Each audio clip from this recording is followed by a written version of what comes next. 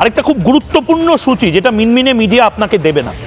Republic Bangla লাগাতার SIR নিয়ে বলে গেছিল, বারবার বলেছিল এসআইআর হবেই, এসআইআর না করে ভোট হবে না, যদি এসআইআর না করে ভোট করতে হয় তাহলে রাষ্ট্রপতি শাসনে ভোট করতে হয়।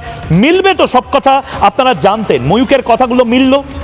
আরেকটা কথা আপনাদেরকে বলে দিচ্ছি, এই যেই রাজনৈতিক নেতারা একটা পরিবেশ সৃষ্টি করেছে বাংলাতে, তৃণমূল কংগ্রেস ভোটার স্লিপ না দিলে আপনি ভোট দিতে যেতে পারবেন না।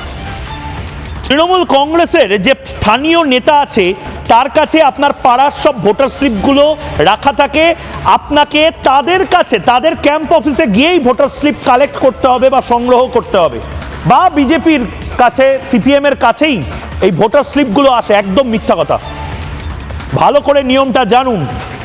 ময়ূক রঞ্জন ঘোষ যে কথাগুলো বলছে আজকে, এই কথাগুলো ভাইরাল করুন।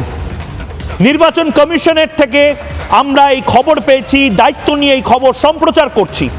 এবার নির্বাচন কমিশন নির্দিষ্টভাবে বুথে আপনি যে স্লিপটা নিয়ে যান, অর্থাৎ বুথ স্লিপ, সেই বুথ স্লিপটা দেওয়ার দায়িত্ব দিয়েছে আপনার বিএলওকে, বুথ লেভেল অফিসার, অর্থাৎ যে আপনার এসআইআর এর কাজ করেছে, যে ছেলে বা মেয়েটি, যে শিক্ষক বা শিক্ষিকাটি, তিনি আপনাকে বুথ স্লিপ দেওয়ার কাজটা করবেন। দয়া করে অন্য কোনো দলের বুথ স্লিপ নিয়ে যেতে হবে না। বিজেপি আসলে বলুন থ্যাংক ইউ দাদা, আমার কাছে নির্বাচন কমিশনের বুথ স্লিপ আছে।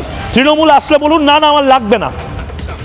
আর যদি ওখানে বড় কোনো মাতব্বর থাকে নিয়ে নিন, আর কি করবেন, ফেলে দেবেন ডাস্টবিনে। কিন্তু নির্বাচন কমিশনের যে বুথ স্লিপ, যেটা বিএলও আপনাকে দেবে, সেই বুথ স্লিপটাই নিয়ে যাবেন।